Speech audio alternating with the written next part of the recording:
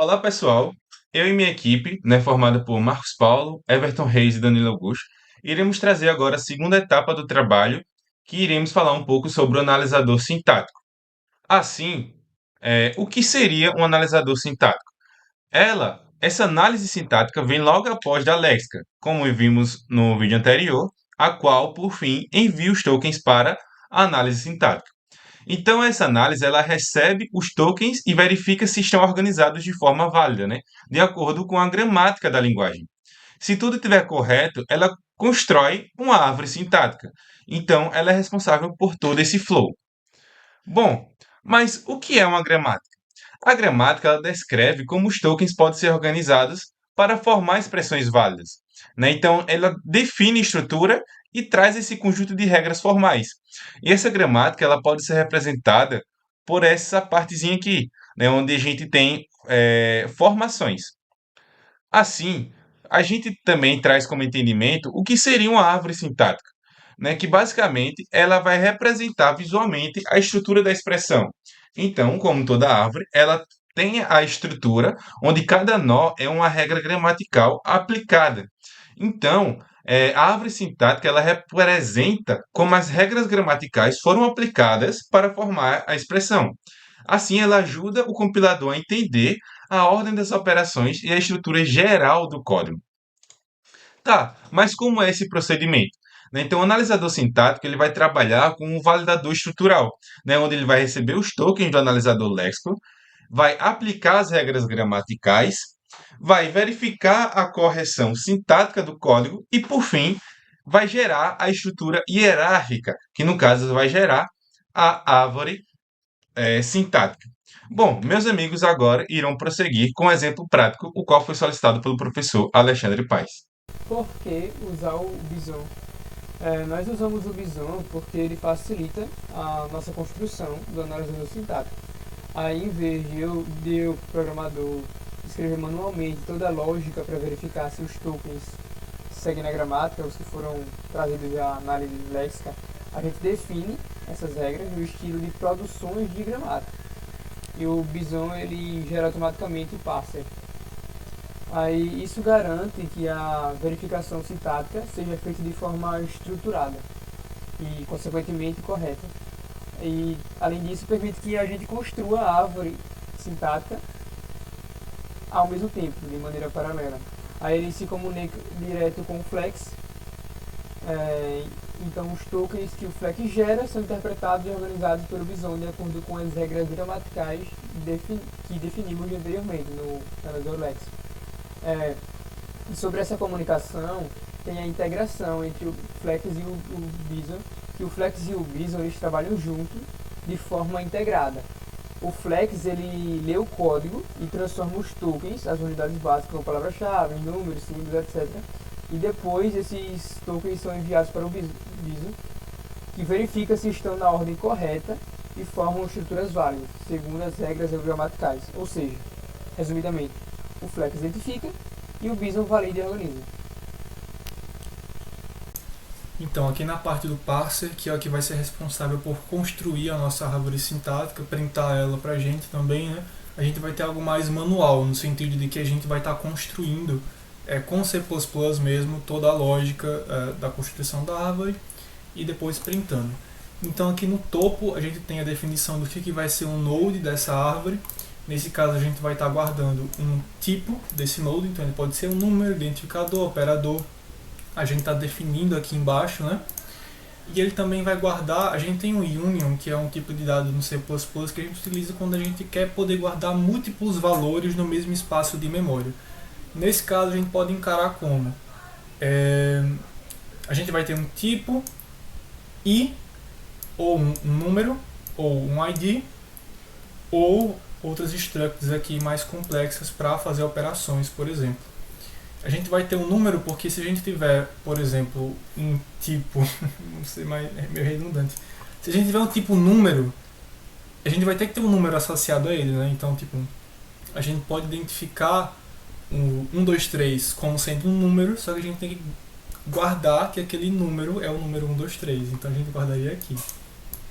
E aqui seria o mesmo, só que para strings. A gente vai dizer strings não, para um identificador, né? Nome de variável, por exemplo, qual que é o nome dessa variável. Então tem toda essa preparação aqui para a construção da árvore. Aqui a gente está fazendo o mesmo para definir alguns operadores, para a gente não ter que ficar escrevendo o operador literalmente. Aqui a gente tem algumas funções estilo helpers, né, que vão ser utilizadas para criar cada um dos tipos de node.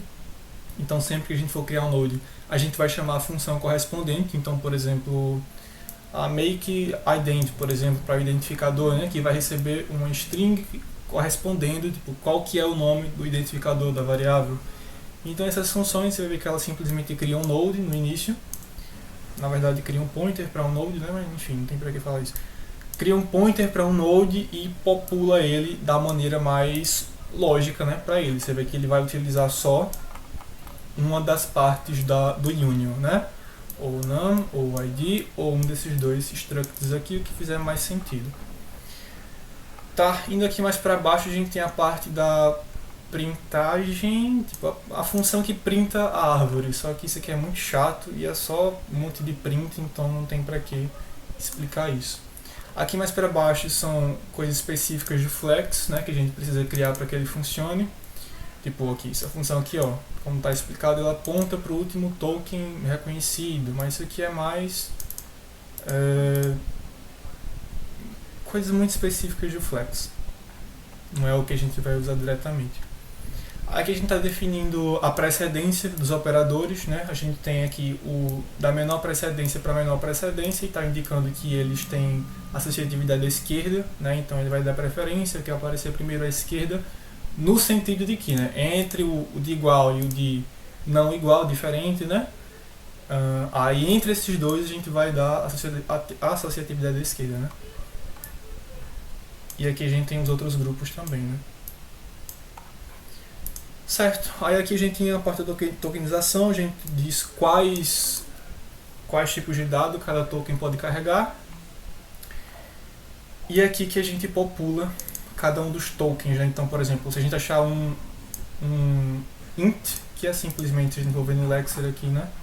A palavra int, ela pode parecer que é um número, mas não é um número, é simplesmente a palavra reservada int, então ela não carrega um número consigo, por isso que você vê que ela está vazia. Aí vazia eu digo no sentido de que quando a gente acha um número, a gente vai escrever aqui no espaço de memória reservado para o número qual que é o número que ele carrega consigo, né? Então aqui, ó, ele retorna um number quando ele acha os caracteres de 0 a 9, né? Então aqui que ele vai colocar qual que é o caractere que ele achou e aqui o nome do identificador que ele achou.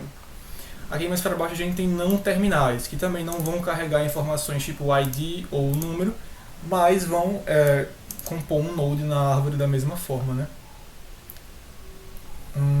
E aqui mais para baixo também são coisas técnicas. Aqui é a função que vai ser executada quando o programa foi iniciado, né? Então ele vai printar a árvore e depois que ela foi executada a gente vai printar o fim, simplesmente.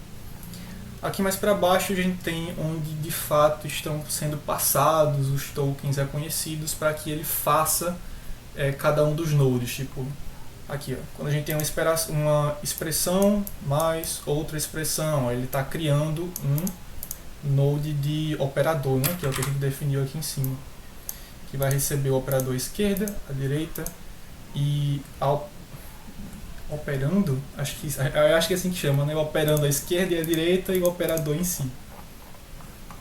E aqui ele está utilizando as variáveis que o Lexer passa para ele, né? Ele popula como 1, 3 e o operador em si, né? A gente está deixando claro que é o plus, né? Então a gente não precisa pegar o operador que estaria no $2, né? A gente está passando diretamente o que a gente definiu como plus, que foi qual? Ah tá, é só um string, né? Eu pensei que tinha sido um número. E mais para baixo a gente só tem mais do mesmo. A construção de cada uma das operações, números, identificadores e aqui o início. Agora vamos tentar rodar aqui, ver se ele está funcionando. Aqui ele estava. Pronto, o código que a gente está rodando é o Fibonacci. Então é um Fibonacci muito simples, não coloquei nem main, né? Foi só para a gente ver se está funcionando. e a gente joga ele no parser dessa forma e o parser gera a nossa árvore sintática. Então é meio complicado de ler porque está só no terminal, né? Mas observando aqui a gente consegue ver, né? A chamada da função fib n-1, o operador n, e os dois, o operador n não, o operador menos, operador, isso, operador menos e os operandos, n e o 1, aqui o n menos o 2, ó, todos eles dentro de um return. Isso, fica meio complicado de ler, mas temos aqui a árvore sintática. Eu não consegui deixar isso de uma maneira mais bonita, mas eu espero que dê para compreender o que está acontecendo, pelo menos ter uma ideia.